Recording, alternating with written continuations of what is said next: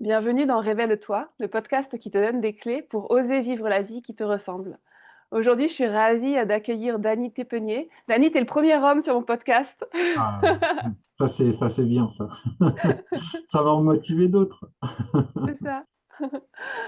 Dany, on se connaît depuis, enfin connaître c'est peut-être un bien grand mot, mais en tout cas on s'est rencontrés il y a 15-20 ans à peu près, à l'époque où tous les deux on faisait du cirque, entre autres choses en tout cas. Ouais. Et, est-ce que, bah, déjà, comment tu as envie de te présenter aujourd'hui ici? Alors, aujourd'hui, il y a eu tellement de virages que c'est un peu compliqué. Aujourd'hui, je suis menuisier ébéniste, voilà, artisan d'art. Et je suis parti de la région parisienne il y a 5 ans, où je me suis rapproché de mon père qui était venu s'installer dans le Gers. Et c'est comme ça que je suis arrivé dans le Gers. Voilà. On parlera bah, juste après de Bois d'Alice, donc je sais pas comment on dit, ton artisanat d'art. Et si je me trompe pas, au début, tu étais cuisinier, c'est ça? Ouais, à la base, j'étais cuisinier, j'ai une formation de cuisinier, donc j'ai fait l'école hôtelière. Et vu que j'étais pas un grand fanat de l'école, j'ai passé les plus petits diplômes qu'il pouvait y avoir. Et puis après, j'ai vite commencé à travailler dans le milieu de la restauration, principalement en cuisine, où j'ai pas été forcément très stable, on va dire, où j'ai toujours changé d'endroit, de lieu, de restaurant. J'ai eu plein de choses différentes, que ce soit de la haute gastronomie ou de la collectivité ou des petits cafés de brasserie. J'ai vraiment toujours bougé, quoi. Donc, je pense que déjà, au fond de moi, il y avait un truc où, voilà, je me disais que la cuisine, elle n'était pas pour moi, quoi. Moi, j'ai su Oui. quand même assez rapidement que voilà, le milieu du travail culinaire, j'ai vite vu que c'était pas forcément l'idée que je me faisais quand j'étais jeune, voilà, quand j'avais 19-20 ans. Et j'ai vite été déçu par ça. Mais bon, c'est vrai qu'à 20 ans, voilà, se dire ouais, je vais quitter mon boulot, je vais faire autre chose, c'est un peu compliqué. Donc, j'ai continué et voilà. Et t'es arrivé à la cuisine un peu par. Est-ce que, est-ce que tu t'es dit au début, il y a quelque chose qui t'a donné envie, genre, enfin, moi par exemple, j'adore manger. Je sais pas, tu vois, je suis une grande gourmande, donc et je trouve qu'il y a beaucoup d'art aussi dans la cuisine. Ça Ouais, dépend comment c'est fait, mais ça ouais, peut être très artistique aussi. Enfin, c'est ouais. des beaux produits, et c'est beau quoi aussi. Est-ce qu'il y a quelque chose comme ça qui t'a porté ou c'était un peu, bah, c'est difficile quand on connaît pas forcément, par dépit, tu t'as dit plus petit diplôme. Est-ce que c'est ça qui t'a guidé au début? Non, parce que après la cuisine, en soi, moi j'ai toujours aimé ça. J'ai eu des parents qui cuisinaient énormément, que ce soit mon père ou ma mère. On a toujours cuisiné à la maison. Voilà, moi, on a été une famille nombreuse. On s'est retrouvés à 5, 7 à la maison. Donc il y avait toujours des grandes tablées. Donc on a toujours cuisiné et j'ai toujours aimé ça. Et le truc qui était drôle, c'est que voilà, moi je suis rentré à l'école hôtelière. À la base, je voulais faire barman. Et en fait, je voulais vraiment aller en salle. Et quand j'ai vu tout ce qu'il fallait apprendre, les cocktails et tout ça, je me suis dit, ouais, non, c'est pas pour moi. Et quand on rentre à l'école hôtelière, on apprend vraiment le service haut de gamme, en fait.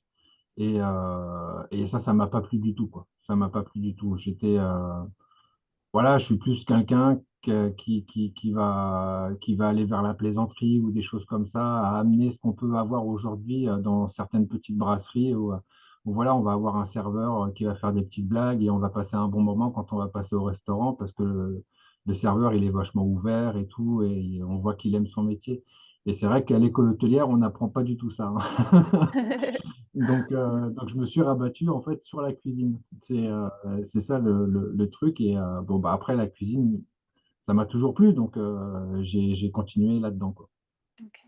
Ouais, déjà à l'époque, tu avais la relation, enfin, enfin, j'entends ça, toi, la salle, le côté un peu peut-être guindé, un peu froid, où faut pas sortir des cadres.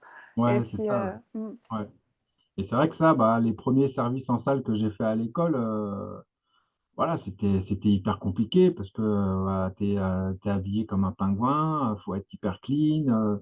faut faire hyper attention aux gens et tout ça. Donc, il n'y avait pas le truc décontracté, même si à l'époque, je l'avais pas encore, tu vois, ça m'a pas plu. Donc, je me suis rabattu sur la cuisine et après, j'ai fait cuisine, cuisine, cuisine et voilà quoi. Mmh. La dernière fois que je t'ai vue, enfin une des dernières fois en tout cas, tu étais, dans un arbre en train de jouer un spectacle et tu jouais de la musique. Je me suis dit: «Ah, c'est drôle parce qu'il y avait quand même déjà un lien, sur le bois, dans les arbres». Ouais. Qu'est-ce qui t'a emmené du coup, au spectacle? Comment enfin au cirque, comment la vie, enfin voilà, qu'est-ce qui a fait que tu t'es ouvert à ça? Et bah, j'ai rencontré une personne qui était dans le milieu du spectacle et qui a complètement chamboulé ma vie. Mmh mh. Et c'est vrai que bah, elle travaillait déjà un petit peu.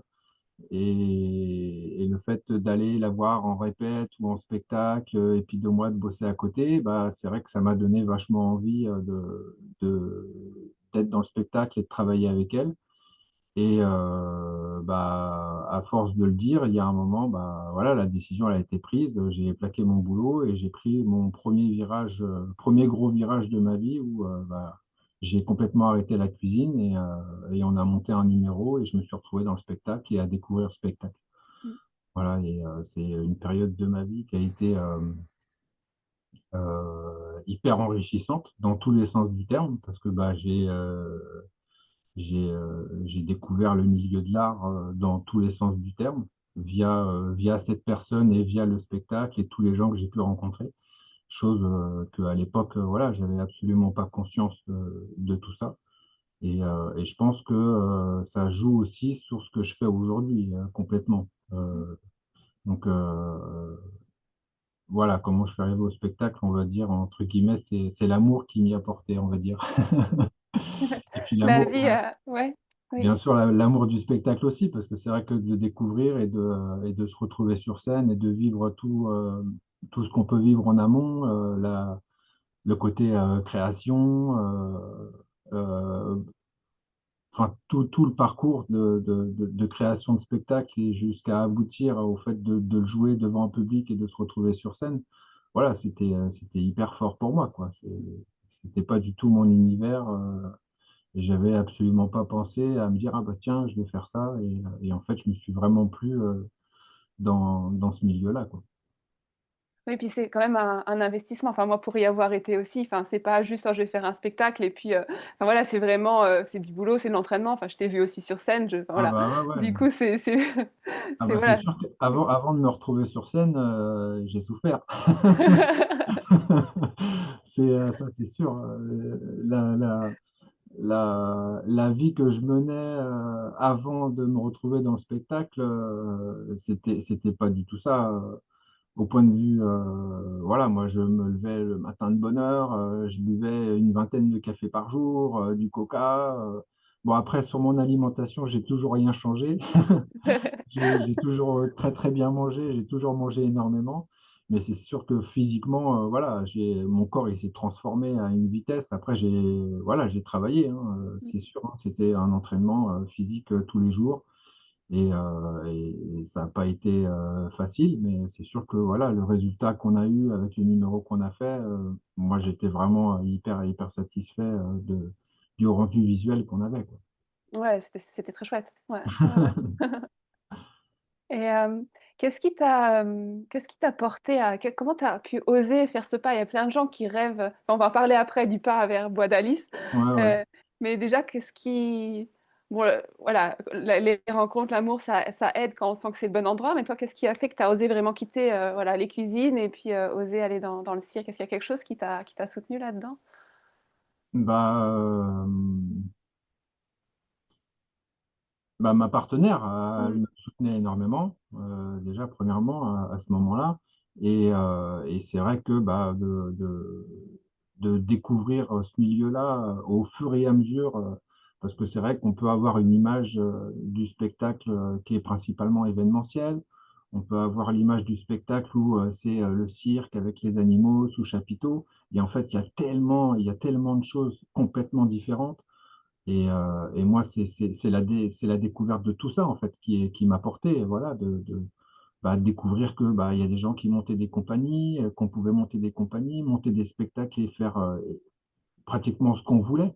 Heu et c'est tout ça qui m'a porté, c'est les gens que j'ai rencontrés, c'est sûr qu'à Nanterre, voilà, j'ai rencontré des tas de personnes hyper sympas dans des milieux et qui avaient des vies, hallucinantes.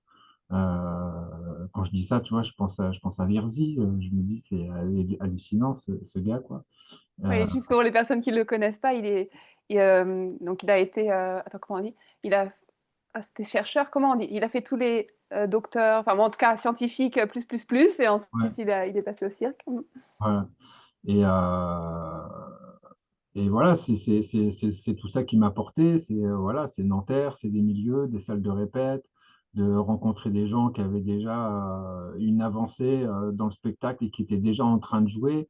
C'est vraiment c'est la globalité des choses qui m'a porté et j'aimais ça, mais c'est sûr que de se motiver, bah, quand on arrive sous un chapiteau et qu'on rencontre plein de personnes de plein de milieux et plein de styles différents qui sont aussi motivés que toi et qui veulent t'apprendre des trucs, avec qui tu papotes de tout et de rien, c'est ça qui m'a motivé, quoi.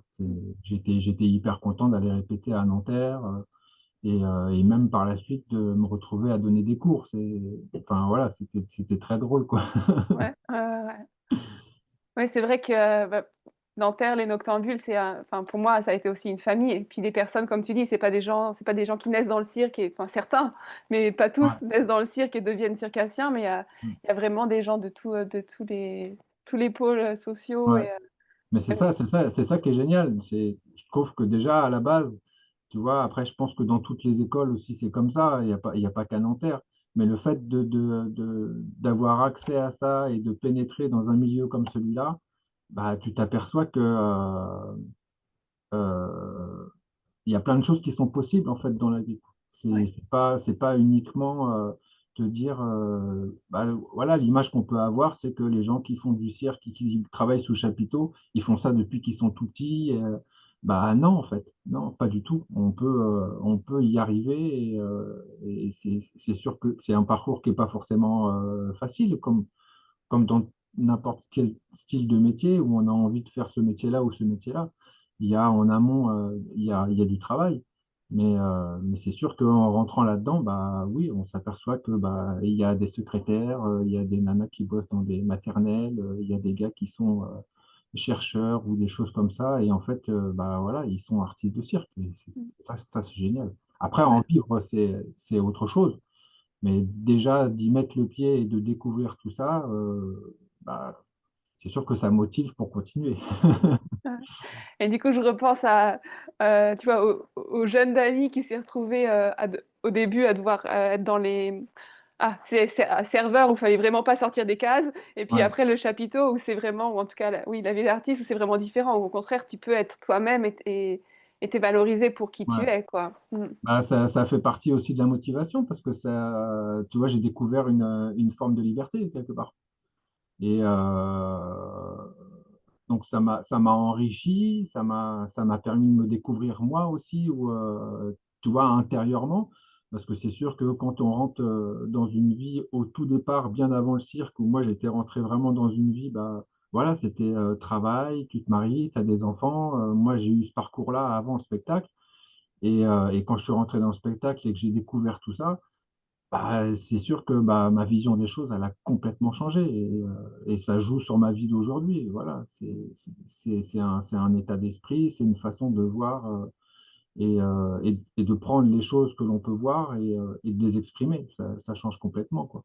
Et et je pense que ça, voilà, c'est pas permis à tout le monde. Il faut accepter bah, de rentrer un petit peu à l'intérieur de soi et puis de se laisser aller et de sortir un peu du jugement et de profiter de ce qu'il y a, quoi. Ouais. Mmh. Ouais, je suis d'accord. Et ça me fait repenser que parfois, enfin, j'entends les jugements, hommes-femmes ou, des choses très clichés de la société. On se marie, on a des enfants, enfin tous ces trucs-là et j'avais jamais posé en mots comme ça, mais mais pareil, j'ai pas enfin, j'ai pas ce vécu-là et je pense que du coup, Nanterre, enfin, ce côté très libre d'artiste, voir que finalement tout est possible. Et j'aime bien dire tout est possible et encore plus parce que finalement, à chaque pas, on se rend compte qu'il y a encore plus de possible. Ouais. Et c'est vrai que qu'on devienne artiste ou pas après, c'est pas la question, c'est que ça ouvre en fait les Mhm. autorisations d'être, quoi. Mhm. Ouais. Et puis après, voilà, moi je pense qu'il y a des personnes qui ont besoin de trouver une forme d'écriture, qu'elle soit sur le papier ou qu'elle soit physique ou qu'elle soit artistique, comme je fais aujourd'hui. Moi, je pense vraiment qu'il y a des personnes, elles sont faites pour ça et je pense qu'il y en a, toute leur vie, elles cherchent cette forme d'expression et elles ne le trouvent jamais. Et il y en a, elles le trouvent et elles arrivent à avancer et à s'exprimer, quoi. Et du coup, comment t'es arrivé à cette forme d'écriture qui est le bois aujourd'hui? Qu'est-ce qui, Alors, c'est un nouveau parcours parce que c'est relativement récent. Là, mon entreprise, elle a 3 ans. Donc, bah, moi, j'ai arrêté le cirque après ma rupture amoureuse, en fait, parce que pour moi, c'était quelque chose que je vivais à deux. Et, et j'ai essayé de continuer, mais voilà, pour moi, psychologiquement, on avait des tâches, entre guillemets, chacun l'un et l'autre. Et moi, il y avait des choses que je pouvais pas faire. Parce que le spectacle, c'est bien. Il y a des choses très, très bien. Et il y a des choses un peu moins marrantes à faire que moi, me plaisaient pas. Et donc j'ai arrêté la cuisine, j'ai arrêté le cirque, j'ai repris la cuisine. Ok, ok. Et, et en fait, bah pareil, j'ai été hyper instable, j'ai fait plein de trucs différents. Et le dernier boulot que j'avais en cuisine, donc j'étais responsable chez un traiteur. Je m'occupais de 3 boutiques, je bossais comme un fou, presque 7 jours sur 7, 6 heures, 21 heures tous les jours. Enfin, c'était un peu une folie. Et en fait, je suis parti en vacances chez mon père. Et quand je suis arrivé, au bout de 2 jours, je lui ai dit, ça ne te dérange pas si je déménage? Et il m'a dit bah non. Et en fait, je suis rentré à Paris, j'ai donné ma démission et j'ai fait mes 15 jours de préavis et je suis parti dans le Gers. Wow. Et de là, bah, il y a eu ce fameux Covid qui est arrivé, parce que je suis arrivé en août 2019, donc c'était tout le départ du Covid. Donc pour moi, c'était pas compliqué, et c'était pas très difficile parce que j'étais à la campagne, Mhm. donc j'ai plutôt bien vécu. Et ben, en arrivé à ce que je fais aujourd'hui, ben, en fait, moi, j'ai toujours été hyper manuel. J'ai toujours bricolé, cuisiné, j'ai toujours fait plein de trucs avec mes mains. Donc, bah, j'ai commencé à bricoler dans l'atelier de mon père. J'ai profité d'être chez lui justement pour investir dans des machines, investir son atelier. Et en fait, l'anecdote est très très drôle, c'est que un jour, je vais chez le coiffeur. Et toujours, on tombe sur des coiffeurs et des coiffeuses qui sont adorables et qui cherchent à nous sortir les verres du nez tout le temps. Et qu'est-ce que vous faites? Et tatati, et tatata. Et donc, j'avais repris la cuisine en arrivant dans le Gers et je bricolais à côté. Et en parlant avec la coiffeuse, donc, elle me dit, bah, vous faites quoi? Bah, je dis, voilà, je suis cuisinier et à côté, bah, je travaille le bois et tout. Mais elle me dit, mais vous faites quoi? Elle était hyper insistante, quoi. Donc, il y a un moment, je lui dis, bah, si vous voulez, je vous montre des photos et tout. Donc, je lui montre ce que je faisais. Et elle me dit, ah, mais c'est super beau et tout. Elle me dit, moi, je suis en train d'organiser un événement là, pas très loin d'ici. Et on cherche des artisans pour exposer. Et moi, moi, je lui dis, mais je fais ça pour m'amuser, quoi. Elle me dit, mais non. Elle me dit, il faut que vous veniez et tout. C'est gratuit, venez. Donc, bah, du coup, je me dis, ouais, bah, je rentre, je vais voir mon père, je lui dis, bah, tiens, la coiffeuse, elle m'a parlé de ça et tout, qu'est-ce que t'en penses? Il me dit, bah, vas-y, fais-le, ça te coûte rien. Et en fait, c'est parti comme une flèche, c'est que bah, j'ai fait cette petite expo, en fait, c'était les fêtes de la vigne à Saint-Mont, dans le Gers, et il y avait des artisans et tout, et en fait, quand j'ai fait cette petite expo, il y avait des gens qui recrutaient pour des salons des métiers d'art, donc j'ai été repéré comme ça. Et en fait, de fil en aiguille, bah, j'ai refait un autre salon et un autre salon et un autre salon.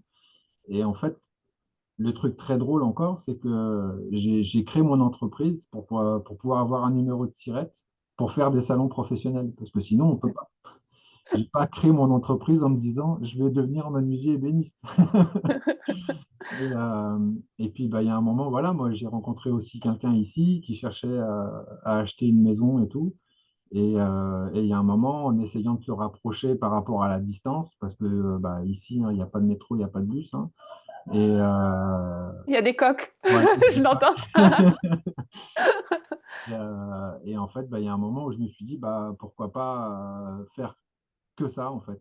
Vraiment faire que de la menuiserie et de l'ébénisterie. Donc, et c'est comme ça que voilà, bah, je me suis lancé et j'ai fini la cuisine. Et j'avais un patron super à ce moment-là avec qui j'avais justement pas mal d'échanges de bricolage et tout en cuisinant. Donc, il était un peu au courant de ce que je faisais et de mes projets parce que malgré moi, oui, au fond de ma tête, j'avais l'idée de me dire oui, peut-être un jour, mais pas aussi vite que ça en fait. Pas aussi vite que ça. Donc, bah, c'est le fait voilà, de faire des salons, salon des métiers d'art. Je me suis retrouvé à faire le salon du Made in France à Paris. Et donc voilà, ça, au point de vue salon, ça a vraiment explosé et ça a été très, très, très, très vite, quoi. Ah. Et j'entends plein de choses dans ce que tu me dis. Enfin, du coup, c'est beau, les salons, c'est aussi la reconnaissance, en fait, Bah, c'était super. Mm. C'est comme dans tout, il y avait des choses ultra positives et des choses aussi négatives. Les choses positives, c'est sûr que bah, quand les gens y voyaient mon travail, bah, ils hallucinaient, hein. Je me suis même retrouvé dans des petits salons de campagne, tu vois, où les gens ils venaient me voir et ils me disaient, mais monsieur, mais qu'est-ce que vous faites ici, quoi? Du genre, tu vois, c'était tellement des trucs haut de gamme et qui sortaient de tout ce qu'on pouvait voir. Euh, c'est sûr que ça a été hyper enrichissant et moi, je savais à travers les salons que ce que je faisais, voilà, ça plaisait, c'était bien, parce que bah, et c'est sûr, en tant qu'artiste, tu as besoin de ça. Tu vois, dans le spectacle, c'était les applauses, où à la fin, bah, tu sens que le public, il est hyper chaud, il est avec toi, et que tu vois, ce que tu as fait sur scène, ça, il y a quelque chose qui est sorti, et le public, il l'a reçu, et voilà. Et dans ce que je fais aujourd'hui, dans la menuiserie et l'ébénisterie, c'est sûr que c'est pas les clients qui vont te dire ce que tu peux avoir comme retour en salon, quoi. Les salons, pour ça, ça a été hyper bien. Donc, je savais que ce que je faisais, c'était bien et qu'il fallait que je continue, quoi. Après, c'était le retour salon, c'est ça qui est hyper dur. C'est que bah, au départ, à faire des salons et avoir plein de retours comme ça, je me suis dit, mais je vais être overbooké de travail. Mm. Sauf que non, ça marche pas comme ça. Ça marche pas comme ça. Donc, c'est vrai que là, ouais, j'ai pris une claque, hein. Et je me suis dit, bon, bah, faut voir les choses autrement. Et j'ai continué, j'ai persévéré. Et aujourd'hui, ça, voilà, ça commence un peu à s'ouvrir, quoi. Mm. Bon, bravo. Ouais. Merci. Ouais, ouais, c'est courageux, tous ces changements, et puis de croire, de continuer à croire en ce qu'on fait. Et ce que tu disais à Nanterre aussi, avec l'environnement qui soutient, là, c'est les salons. Enfin, il y a peut-être d'autres personnes, mais il y Oui, a aussi oui, les bien salons sûr. qui soutiennent, un environnement qui soutient. Et, Ouais, et continuer à y croire, quoi. ouais, ouais, ouais. Bah ouais, c'est ça. Bah, c'est sûr que oui, les salons, il y avait quelque chose. Et derrière, c'est sûr que là, bah, j'avais ma famille, j'avais mon père. Mm, Voilà, c'est plus que enrichissant mm, d'avoir sa famille derrière et qui a le même jugement que le public qu'on peut voir en salon, quoi. mm, mm. Et c'est quand même, enfin, tu vois, enfin, moi, je suis quelqu'un de très impatiente. Alors, du coup, je trouve que le temps, ça prend toujours trop de temps. Mais finalement, 3, 4 ans, je sais pas, tu vois, pour un changement comme ça, c'est pas non plus beaucoup de temps, finalement. Ouais, ouais, ouais, c'est sûr, C'est vrai. c'est sûr, Mm, c'est sûr. ouais. Ah, c'est vrai que le côté salon a été tellement rapide et à me retrouver à faire des trucs et des gros salons, tu vois, enfin, je pense que l'accès à un salon des métiers d'art, c'est pas ouvert à tout le monde. C'est pas, enfin, si, c'est ouvert à tout le monde, mais je pense qu'il y a, voilà, il y a une forme d'art qui va se faire et que les gens ils vont se dire: «Voilà, c'est ouais, ça peut marcher et ça il faut intégrer ça dans des salons d'art ou des choses comme ça». Heu, mais c'est sûr que oui, la motivation du salon, elle est géniale, elle est géniale et même de retrouver, tu vois, j'ai eu des menuisiers ébénistes, qui arrivaient dans des salons, qui avaient 70 ans et quand tu vois les gars qui regardent tes pièces, qui touchent et tout, tu vois, tu te dis: «Oh là là, qu'est-ce qu'il va me dire lui?» Et en fait, le gars, il te dit: «Bah, j'étais ébéniste, pendant 30 ans, et je trouve que votre boulot, c'est hyper bien et tout», alors moi, j'étais là: «Waouh, c'est génial, quoi». Ouais. Et après, quand je leur racontais mon histoire et mon parcours, ils étaient encore, ils étaient encore plus chauds en me disant: «Waouh, mais vous avez pas de formation, rien?» «Bah non, je suis complètement autodidacte et tout, mais vous avez appris comment?» «Bah, j'ai fait, avec la technologie qu'on a aujourd'hui, on peut apprendre plein de choses et il faut avoir envie, quoi et chercher au bon endroit, quoi». Qu'est-ce qui t'a soutenu, est-ce que enfin, tu vois, est-ce que le cirque, le fait de croire que tout était possible, ça est-ce que ça t'a soutenu aussi dans ton apprentissage ou comment, tu vois, de dire: «OK, enfin, je prends un morceau de bois et j'en fais quelque chose et j'apprends sur internet» et cetera. Comment tu y as cru toi au début? Bah, ce qu'il y a, c'est qu'en fait, j'avais pas à me dire: «Ça va marcher» parce que moi, je faisais ça, par amour, en fait, par amour, du bois et de la matière et c'est vrai que vraiment quand j'ai commencé à travailler le bois, moi je suis quelques artistes, qui cintrent le bois et moi je me suis dit: «Ouais, c'est ça que je veux faire en fait». Moi je veux vraiment travailler ce truc-là et et en fait, voilà, je me suis pas dit, «Ça va marcher, je vais faire ça parce que ça va marcher». Je me suis dit: Je fais ça parce que j'ai envie de faire ça». Voilà, moi, ce que j'adore dans le métier que je fais aujourd'hui, c'est le challenge. Voilà, de me dire, bah, tu vois, quand j'ai commencé, me dire: «Ah bah tiens, je ferais bien un luminaire comme ça, avec des trucs cintrés et tout», donc je faisais des dessins, je faisais un petit peu de 3D et tout ça et après, bah, quand je me retrouvais dans l'atelier, voilà, c'était le moment que j'adorais où, bah, c'était le challenge, quoi. Comment je vais réaliser ce que j'ai dessiné, quoi? Donc j'ai toujours fait ça par amour du bricolage et et après mon parcours a fait aussi que, bah, j'avais un minimum de culture dans le milieu de l'art et bah, je me suis dit, «Pourquoi pas, voilà, les choses que je vois, les faire à ma façon». Juste m'inspirer de la technique qu'est le cintrage et de prendre ça et de moi après, voilà, tu vas trouver mon écriture et me dire: «Voilà, moi j'ai envie de faire ça avec ça qui a été créé, il y a des années et des années et qui est encore utilisé aujourd'hui». Mais moi je voulais, avoir mon style et faire ce que j'aimais, quoi et voilà, c'est venu comme ça. J'ai toujours en travaillant le bois et en faisant, tu vois, des salons et tout ça, j'ai toujours fait des pièces où je me suis dit, voilà, je veux faire ça et comment je le réalise et voilà, je me suis jamais dit: «Je vais faire ça parce que je vais réussir à le vendre et ça va marcher», quoi. Ouais, merci, c'est beau de partir vraiment de quelque chose qui nous anime, qui t'anime et puis, de voir aussi pas à pas comment ça se développe et comment ça se crée, quoi. Ouais, c'est Mmh. ça, ouais. Ouais, ouais. Et j'aime bien comment tu parles de ton écriture, et est-ce que c'est très clair pour toi ou est-ce que pareil, au fur et à mesure que tu l'écris, elle s'écrit? Tu vois ce que je veux dire? Par rapport à mon travail d'aujourd'hui? Ouais.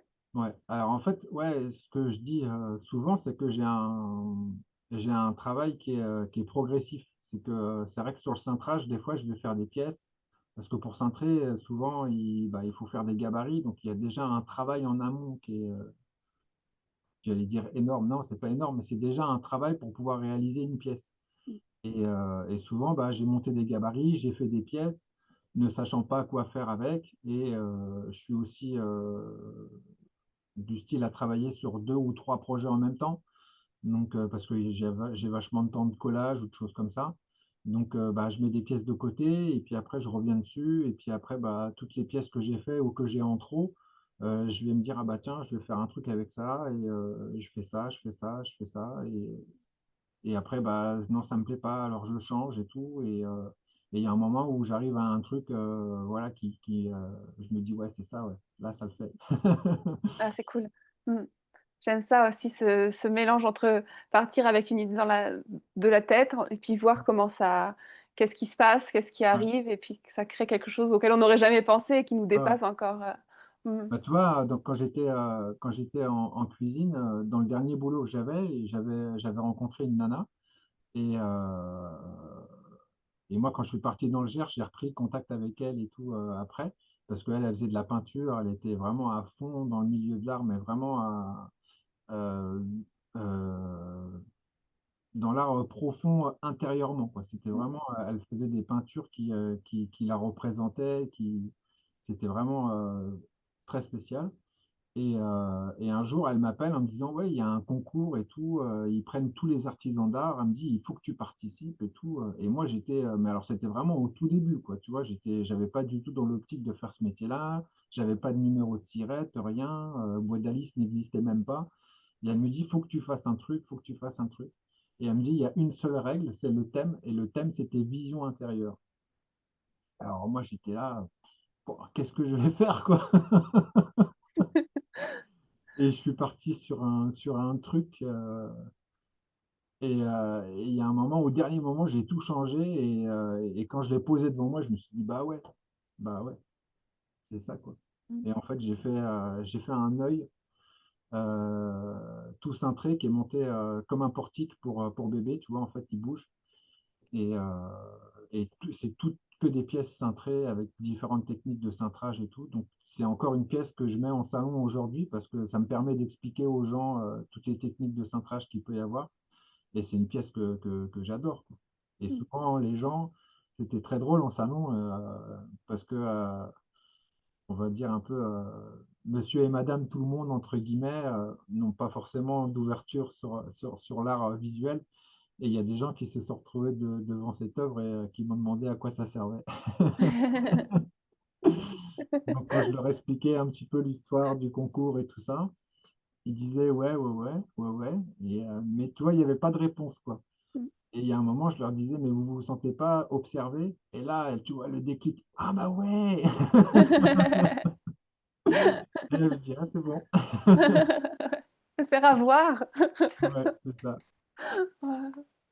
Et enfin, ce que tu dis, je l'expérimente aussi dans le dessin et quand j'accompagne aussi, ce qu'on ressent qu'à un moment: «Ah, c'est juste». Il y a un Mmh. truc qui cherche, un truc parfois, on a l'impression que ça veut pas, puis ça veut prendre une autre direction, Ouais. et à un moment: «Ah!» Mais Mmh. tu vois, c'est marrant parce que tu vois, à travers ça, on comprend plein de choses, je trouve, moi, de la vie où, tu vois, tu as sûrement dû entendre tes parents ou tes frères, machin, te dire: «Mais fais un break, te prends pas la tête, passe à autre chose, tu retourneras dessus après et tout», et en fait, aujourd'hui, je fais ça tout le temps. Je fais ça tout le temps. Mmh. C'est obligatoire et il faut que la tête, elle se vide parce que, en plus, moi, je suis quelqu'un qui mouline, tout le temps. Surtout, tu vois, en ce moment où j'ai du travail, donc moi, le soir, quand je me couche, je suis en train de me dire: «Ah ça, je vais faire ça comme ça je vais faire ça comme ça, il faut que j'aille chercher le bois». Enfin, je suis toujours un peu à fond et malgré que je me suis énormément décontracté en étant dans le Gers. Et mais c'est vrai que, tu vois, à travers ce que je travaille aujourd'hui, bah, tu vois, je découvre encore, plein de choses de la vie et je me dis: «Bah ouais, tiens, bah, untel, il avait raison, bah ouais, mes parents, ils avaient raison», et tu te dis: «Bah ouais, c'est c'est une vie», j'allais dire, c'est vivre librement et de pouvoir se donner, cette liberté-là et de dire: «Bah, là, j'arrête parce qu'il faut que je vide ma tête et je reviendrai dessus demain ou après-demain ou la semaine prochaine», et voilà, de pouvoir faire ça aujourd'hui, c'est génial de pouvoir me permettre de faire ça aujourd'hui, parce que c'est sûr que c'est pas permis à tout le monde, hein. Quand tu as un boulot et que tu dois te lever le matin et que tu dois y aller, du lundi au vendredi, le mercredi, tu vas pas dire: «Ah bah non, je vais pas y aller parce que, faut que je me repose». Donc c'est sûr que, bah, ça fait partie, des avantages, du métier que je pratique aujourd'hui, mais ça peut être aussi un inconvénient. C'est que, bah, il faut quand même travailler, il faut gagner sa vie et donc il y a des fois, bah, faut se mettre un coup de pied au cul, quoi. La balance entre, qu'est-ce que je peux écouter? Comment je peux aussi, créer un espace ou un travail ou quel que soit le travail qu'on a où j'ai la place de respirer, je dirais et de prendre des Ouais, pauses et comment non plus pas m'endormir, enfin, toute cette ouais, balance-là qui est ouais, c'est ouais. aussi une œuvre d'art. Ouais, ouais, mais c'est sûr, c'est l'art de vivre, ça Mmh. s'appelle. c'est ça. Ah, merci beaucoup Dani, c'était super passionnant de parler avec toi. On va mettre toutes tes infos hein, pour si vous voulez aller voir, puis contacter Dani, il y a tout, vous trouvez toutes les infos comme d'habitude sur YouTube sous la vidéo. Sinon, vous me posez des questions et je vous envoie les contacts de Dani. Et peut-être pour finir, je me demandais, Bois d'Alice, tu as un logo, c'est un scarabée. Ouais. Euh, Est-ce que, je sais pas, c'est peut-être une grande histoire, mais comment t'es arrivé à... Non, non, c'est pas une grande histoire. Donc, le scarabée, c'est une lucane cerf-volant. Donc, c'est un scarabée que j'adore depuis que je suis tout gamin, parce que j'ai passé énormément de vacances dans la Creuse et où j'ai découvert ce scarabée-là. Et j'ai toujours adoré ce scarabée. Et après, bah, je voulais l'intégrer à mon logo. Et après, Bois d'Alice, en fait, Alice, c'est ma marraine. Et elle était tourneuse à l'usine dans la Creuse. Donc, c'est un peu un clin d'œil à ma marraine et à cette région que j'adore. Et inclure ce scarabée où et voilà, énormément de personnes pensent que c'est un parasite du bois. Et en fait, pas du tout, quoi. Et puis après, bon, j'ai choisi le mâle, bien sûr, j'ai pas pris la femelle. Parce que la femelle ressemble beaucoup, beaucoup au mâle, sauf qu'elle a pas de pince, elle a plutôt une corne comme un rhinocéros en fait. Ah oui, bah, j'en ai vu un une fois comme ça. Ok. Voilà. Mais Mm. c'est des scarabées qui font, tu vois, une dizaine de centimètres, hein. C'est des gros bestiaux, hein. Ah oui, non, j'en ai vu un plus petit. Ouais, ouais, non, non. Non, les lucanes, c'est vraiment des gros scarabées, ouais. Ouais, ouais. Ok. Je crois que c'est les plus gros qu'il y a en Europe et en France. Waouh. Ok. Donc voilà l'histoire de Bois d'Alice. Et puis après, bah, j'ai joué un petit peu avec la typo, avec Alice au pays des merveilles, via mon travail où je me dis, bah, voilà, une merveille, quelque chose qu'on a envie peut être réalisé par un artisan. Et voilà, l'histoire du logo et de l'écriture de Bois d'Alice. Mm. Et du coup, quand tu dis Alice c'est ta marraine, moi, ça me fait penser à la bonne fée aussi. Enfin, du coup, je suis vraiment dans les contes. C'est génial. Ouais. Merci beaucoup. Est-ce que tu veux rajouter quelque chose pour finir ou est-ce que Bah, non, quoi dire? Rien. Je vais retourner à mon atelier et continuer mes tenons et mes mortaises. Et voilà. Non, non, après, bah, voilà, là j'ai vraiment concentré mon travail. J'ai aussi ouvert mon travail à autre chose, parce que c'est sûr que pour travailler, bah, je me suis rendu compte aussi que bah, j'allais pas vendre des œuvres tous les mois. Donc, je fais aussi bien, tu vois, des bibliothèques ou des cuisines et des choses comme ça. Et je vise voilà, des salons qui ont un petit peu plus d'importance et qui vont sûrement m'aider à avancer et à rencontrer des gens qui seraient intéressés par mon travail et évoluer aussi là-dedans, quoi, parce que j'aimerais bien refaire d'autres pièces cintrées et tout ça et découvrir et me retrouver des nouveaux challenges dans mon métier. voilà. Voilà. Génial. Bah, je te souhaite plein de challenges et de beaux projets. Moi, je te Merci. suis sur les réseaux. Et, j'ai vu le nouveau plan de travail avec je sais pas comment Les ça s'appelle, inserts. ouais, les inserts qui sont cintrés et tout. Ouais. Moi, j'ai pas fini, hein, j'ai encore toute la façade. Mais vu qu'on a eu un peu une tragédie à la maison, j'ai fait le principal là et au moins comme ça, on a pu réintégrer notre maison et vivre à l'intérieur. Ok. Voilà. Mm. Parce que la maison, Oh mince. elle a brûlé il y a 2 ans et demi. Oh oui. Mm. Voilà. Donc, tu vois, ma conjointe, elle venait juste d'acheter et ça faisait 6 mois qu'on était dans la maison et la maison, elle a brûlé. Zut. Donc, ouais, on sort d'une grosse aventure là. Ouais. Bah, bon courage pour, pour remettre ça en place et du coup pour tout reconstruire encore plus bois d'Alice. Voilà, c'est ça. Merci à vous tous qui nous avez écoutés et partagez autour de vous si vous savez que ça peut intéresser d'autres personnes, que ça peut encourager aussi à oser son propre chemin ou alors oser plus d'art dans sa vie et plus de bois. Et à bientôt pour un prochain épisode. Ciao.